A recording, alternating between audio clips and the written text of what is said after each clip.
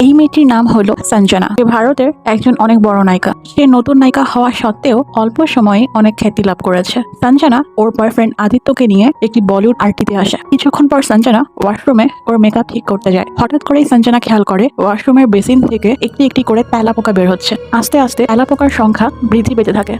সঞ্জনা বুঝতে পারছিল না ওয়াশরুমে পোকা আসলো কিভাবে। কিছু বুঝে ওঠার আগেই সমানে বেসিন থেকে ঝর্ণার মতো তেলাপোকা বের হতে থাকে। সঞ্জনা এই অদ্ভুতরে দৃশ্য দেখে অনেক ভয় পেয়ে যায়। পোকাগুলো সঞ্জনার সারা শরীরে এসে আক্রমণ করতে থাকে।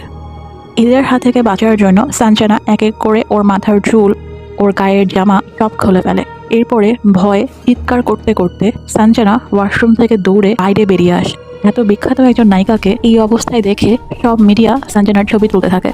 সবাই হা হয়ে যায় সঞ্জনার এই আচরণে। তখনই আদিত্য দৌড়ে এসে সঞ্জনাকে ঢেকে দেয়। আদিত্য সঞ্জনাকে নিয়ে যাওয়ার পর আমরা অন্য একটি নায়িকাকে দেখি যে দূরে দাঁড়িয়ে হাসছিল।